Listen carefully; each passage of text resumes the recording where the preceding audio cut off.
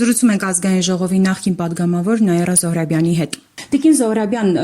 այնուամենայնիվ եղան սրբազաններ, ովքեր որոշեցին հանդիպել Նիկոլ Փաշինյանի հետ։ Կխնդրեմ ասեք, որտեղ առհասարակ վրիպեցինք, որ այս տեսարանը ունեցանք, երեկվա հանդիպումը նկատի ունեմ։ Տեսեք, ես զարմացած եմ, որ շատերը զարմացած եւ տարածում են տեսանյութը Փաշինյանի հետ եպիսկոպոսների հանդիպման եւ զարմանում են։ Զարմանալի ոչինչ չկա։ Ամեն ինչ շատ օրինաչափ է եւ ամեն ինչ բացարձակապես տեղավորվում է 18 թվականից այս կողմ մեր մտավոր հանրային բարոյական դեգրադացիայի մեջ։ Իսկ ինչով են սույն հոգեվորականները պակաս այն գեներալիտետից, ովքեր հայտարարություն են ընդունում պահանջելով Նիկոլ Փաշինյանի հրաժարականը, հետո 2 օր հետո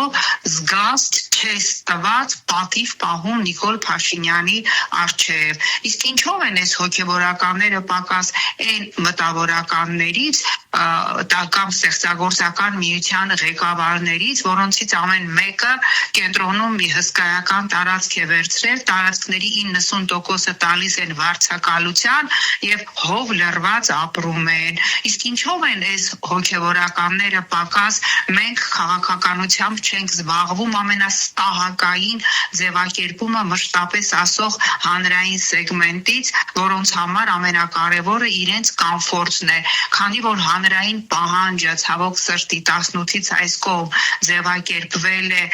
սեփական կոմֆորտը, հայրենիք լափի դիմաց, Արցախ թուրքական չստիկի դիմաց, սա դարել է հանրային բարոյականության նորմ, ես բացարձակապես զարմացած չեմ, ավելին չունեմ տեղեկատվություն, բայց կարող եմ կանխատեսել, որ շատ մոտ ապագայում եւ դա կլինի մինչեւ դեկտեմբերի ավարտը Նիկոլ Փաշինյանին հաջողվելու է գնել նաեւ Մայրաթորի հոգեվոր խորհրդի անդամներ եւ շատերը ինչ որ երեք գնացել էին Մայրաթոր, ասում էին հեսա Նիկոլը գալու է, գրոհելու է, վեհապարին կալանավորելու է, ոչ գրոհելու է, ոչ էլ այսպես ասած շտուրմով Մայրաթորը վերցնելու է,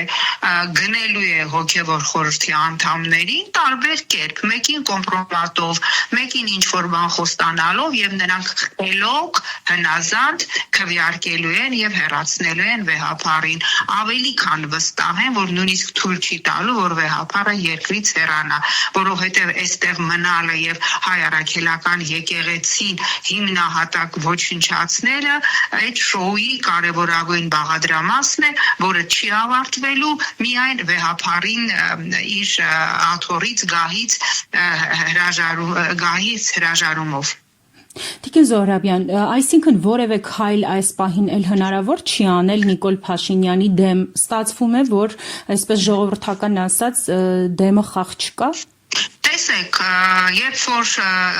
շատ տևական ժամանակ իրենք հիշում եք իշխանազավթումից հետո սկսեցին նոր հայրապետ, նոր չգիտեմ ինչ է իրանց շարժումը, նոր Հայաստան, նոր հայրապետ շարժումը, այդ ժամանակ վեհապարը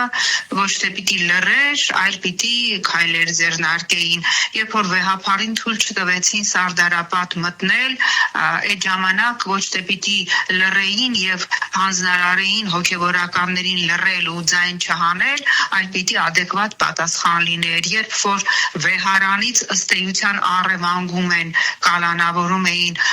Միքայել Սրբազանին, այդ ժամանակ վեհապարը պիտի ոչ թե լռեր եւ ընդհանրապես հայտարարություն աներ, այլ պիտի քայլեր ձեռնարկվեր, չի արվել քայլեր, մտածելով, որ լռությունը ամենաճիշտ տարբերակն է կամ լռությունը հնարավորություն է ինչ որ կերպ, ինչ որ մեկի կամ ինչ որ մարդկանց միջոցով Նիկոլի հետ պայմանավորվելու, այլևս կարծում եմ ցավոք սրտի, այո, ոչինչ անել հնարավոր չէ։ Նիկոլ Փաշինյանը իր խնդիրը գրեթե լուծել է։ Հաջորդ փուլը լինելու է սահմանադրական փոփոխություններով, ինչը ի դեպ Եվրոպական միությունը մշտապես պարտադրում էր նաև ինձ որպես Եվրոպական ինտեգրման հանձնաժողովի նախագահ, որ մեր սահմանադրությունից պիտի հանվի հայ առաքելական եկեղեցու բացառիկ դերի մասին դրույթը եւ ստացվելու է, որ հայ առաքելական եկեղեցին իրավական սահմանադրորեն ունենալու է նույն կարգավիճակը, ասենք ինչ որ մի սատանիստական կամ ինցեստ քարոզող կրոնական կազմակերպություն։